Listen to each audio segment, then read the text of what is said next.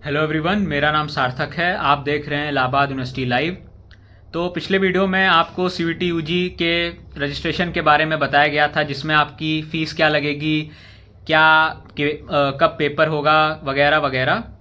तो इस वीडियो में हम आपको डॉक्यूमेंट्स के बारे में डिटेल में बताने जा रहे हैं कि आपको क्या क्या आपके डॉक्यूमेंट्स लगेंगे। इन्हीं सब चीज़ों के बारे में हम आपसे बात करते हैं। सबसे पहले आपका डॉक्यूमेंट्स जो सबसे इंपॉर्टेंट होता है वो आपको पता ही होगा, आपकी आइडेंटिटी प्रूफ। आइडेंटिटी प्रूफ में आपको कुछ बताने की ज़रूरत नहीं है। वो आपका Aadhaar card, PAN, voter ID, driving licence वगैरह जो भी आपके पास हो, इनमें से कुछ भी आप लगा सकते हैं। और ऐसा लगाइएगा कि जो आप लगाए हों सीयूटी में वही आप एग्ज़ाम सेंटर पे लेके जा सकें। आप ऐसा ना करें कि आप आधार कार्ड लगाएं तो आप पैन कार्ड लेके जाएं, या पैन कार्ड लगाए हैं तो वोटर आईडी लेके जाएं। लेकिन ये एक बेसिक आपको कॉन्सेप्ट पता होना चाहिए कि अगर आप आधार लगाए हैं तो आपको आधार ही लेके जाना एग्ज़ाम के दिन।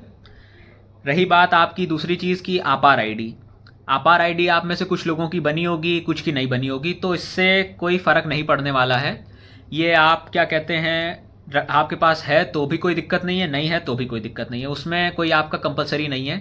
आपके पास रहेगी तो आप उसके ऑप्शन में यस कर दीजिएगा, नहीं रहेगी तो नो कर दीजिएगा। तीसरा आपका रहा पीडब्ल्यूडी सर्टिफिकेट। ये बहुत ज़रूरी है। ये हर पीडब्ल्यूडी जो कैंडिडेट है उसके पास ही रहनी ज़रूरी है। चौथा आपका कैटेगरी सर्टिफिकेट। कैटेगरी सर्टिफिकेट में आपका ये मान के चलिए, जो भी आपका सर्टिफिकेट सेंट्रली अप्रूव्ड होगा, ना कि स्टेट, सेंट्रली अप्रूव्ड ही सर्टिफिकेट आपका लगेगा।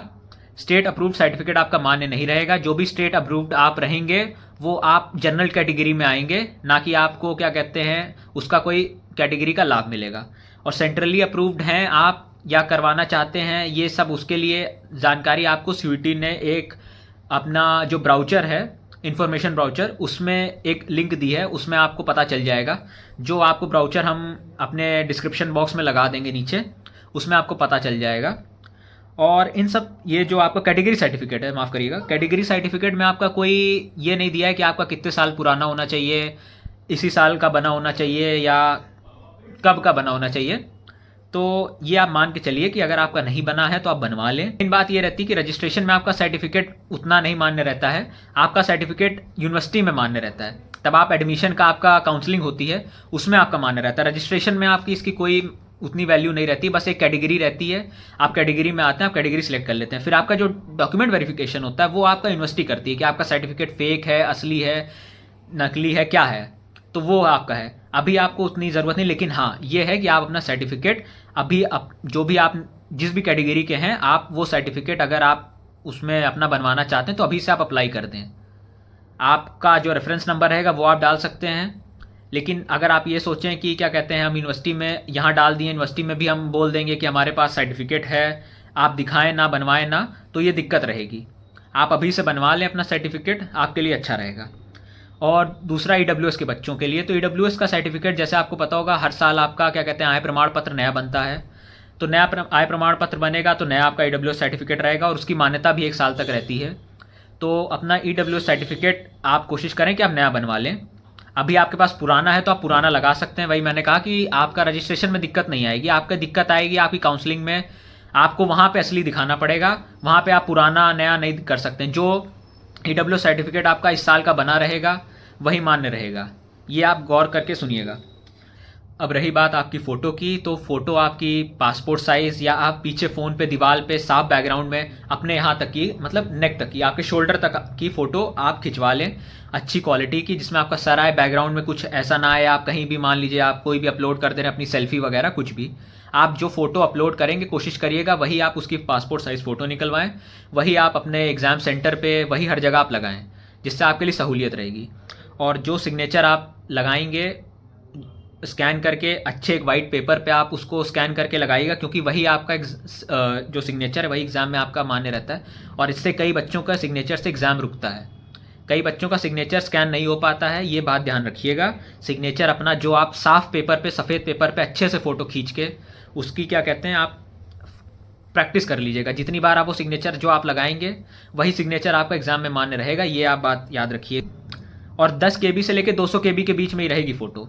तो फ़ोटो आपकी नॉर्मली आप जो क्लिक करेंगे वो आपकी MB में रहेगी, या कुछ मतलब 900 KB के आसपास रहेगी, जो भी रहेगी, तो आपको उसको कन्वर्ट करना पड़ेगा। तो कन्वर्ट आप कर सकते हैं आराम से, कोई भी गूगल पे सर्च करिएगा फ़ोटो कन्वर्ट इंटू के बी वगैरह, जो भी आप लोगों को इतना पता है, आप लोग फ़ोन वोन चलाते हैं। बाकी सिग्नेचर की आपकी लिमिट रहेगी 10 के बी से लेके 50 के बी तक। तो ये है, ये सब चीज़ें हैं, ये सब चीज़ें डॉक्यूमेंट आपकी जो है वो मैंने आपको बता दिया है। इससे ज़्यादा कोई डॉक्यूमेंट आपका मान्य नहीं रहेगा। बाकी ये ध्यान रखिएगा कि आपका जो मैंने बताया है, आपके जो सर्टिफिकेट हैं जिन जिन के लिए पीडब्ल्यूडी वालों के लिए ज़रूरी रहेगा, जो भी ईडब्ल्यूएस वालों के लिए वो है कि आप अपना हर साल नया बनवाएं। और जो कैटेगरी सर्टिफिकेट है जो मैंने सेंट्रल का बताया है, स्टेट वाले का जर्नल में आएगा, वो अपना लिंक चेक कर लें जो हम आपको डिस्क्रिप्शन बॉक्स में लगाएंगे। तो ये सब चीज़ें गौर से आप करके तब आप फॉर्म भरिएगा, और फॉर्म एक एक चीज़ अच्छे से देख देख के भरिएगा। फाइनल क्लिक आप आखिर तक मत करिएगा कि आपको लगे कि मुझे अभी कुछ चेंज करना है, मेरा फ़ोन नंबर चेंज करना है, मेरा एड्रेस चेंज करना है। तो वो सब आप एकदम सोच समझ के आखिरी में तब आप पेमेंट करने जाएंगे, तब आप 10 बार सोच लीजिएगा। क्योंकि एक बार पेमेंट आपका हो गया तो फिर आप परेशान रहेंगे। करेक्शन विंडो खुलती है, लेकिन करेक्शन विंडो आपकी ऐसी खुलती है कि मान लीजिए किसी किसी को पता ना चले, कईयों का पता ना चले, कई ऐसे हैं सोते रहते हैं, उनको पता ना चले कि क्या कहते हैं करेक्शन विंडो कब खुली कब बंद हो गई। क्योंकि करेक्शन विंडो भी आपकी मुश्किल से 4-5 दिन की खुलती है। लेकिन ये है कि आप करेक्शन विंडो के भरोसे मत बैठिएगा, आप कोशिश करिएगा कि आपका सब जितना है सब सही रहे। आप एक एक चीज़ देख के समझ के आप अपना भरिएगा। बाकी हम आपको आगे बताएंगे कि आपका सब्जेक्ट कॉम्बिनेशन क्या रहेगा इलाहाबाद यूनिवर्सिटी के कोर्स के लिए। जो भी कोर्स आप प्रेफर करते हैं, बीए के लिए क्या कॉम्बिनेशन रहेगा, बीएससी के लिए क्या कॉम्बिनेशन रहेगा, इस पर हम आपको एक डिटेल वीडियो में बताएंगे। तो आगे की जानकारी के लिए बने रहें इलाहाबाद यूनिवर्सिटी लाइव पर। आपसे मिलते हैं अगली वीडियो पे।